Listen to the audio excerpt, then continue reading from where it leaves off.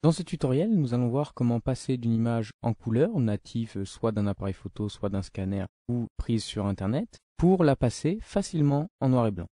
Nous avons énormément de moyens d'arriver à un tel résultat, mais vous allez voir que nous avons un outil dans Photoshop qui désormais nous permet de faire ça très simplement et très précisément. Je vais fermer notre image à droite pour aller retravailler notre image en couleur. Je vais prendre mon outil Loupe, je vais double-cliquer pour voir mon image à 100%. Et je vais maintenant aller utiliser un réglage qui se trouve dans Images, Réglages, Noir et Blanc. Je vais déplacer ma fenêtre pour vous montrer l'image à gauche retouchée.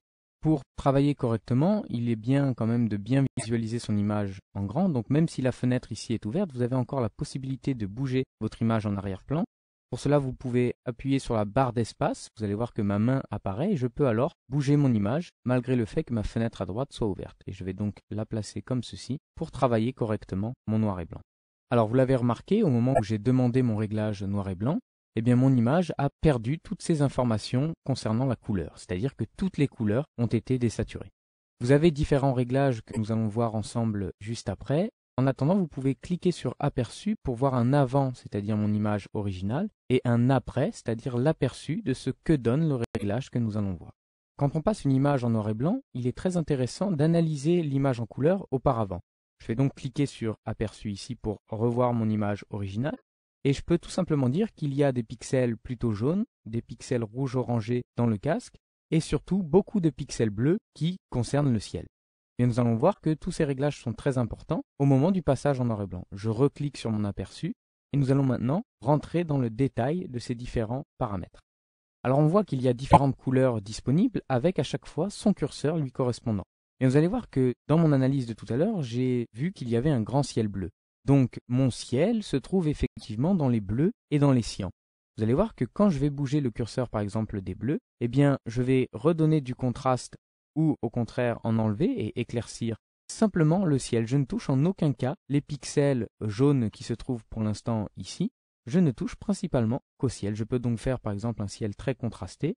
Ensuite, je pourrais également aller jouer sur les cyans qui me permettent également de retoucher une certaine partie du ciel. Je souhaiterais maintenant redonner du contraste au personnage. Eh bien, il me suffit, tout à l'heure on a vu qu'on était plutôt dans les pixels jaunes. Eh bien, je vais avec mon curseur pixel jaune ici, soit éclaircir comme on l'a fait pour le ciel, soit au contraire foncer les pixels les plus jaunes dans mon image. Je peux ainsi vraiment contrôler mon noir et blanc de A à Z. Alors vous avez même la possibilité d'aller cliquer directement dans votre image. Vous voyez que j'ai une petite pipette qui apparaît. Et quand je clique par exemple dans le ciel et que je reste appuyé sur ma souris, vous allez voir que voilà, j'ai la petite main qui apparaît. Et en allant de gauche à droite, eh bien, je vais soit éclaircir, soit foncer. Vous voyez que je suis en train de retoucher les pixels les plus bleus dans ma fenêtre, je passant de 26% à 3 ou au contraire à 68%.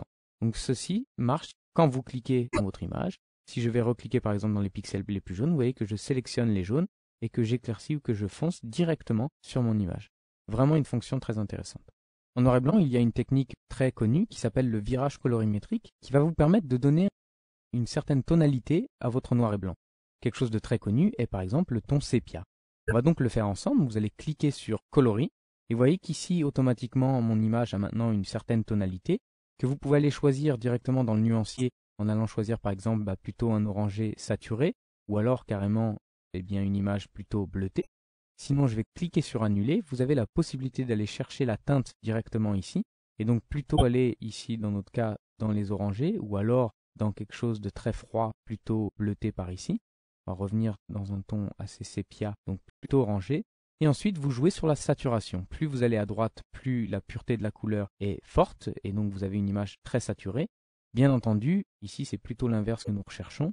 Donc on va aller plutôt vers la gauche, vraiment pour donner une certaine teinte à notre image, et à vous de choisir ce que vous voulez ici. Voilà, quand vous êtes satisfait de votre noir et blanc, je vais pouvoir par exemple décliquer coloris pour rester vraiment dans un effet noir et blanc, vous cliquez sur OK et votre image est donc passée ici en noir et blanc.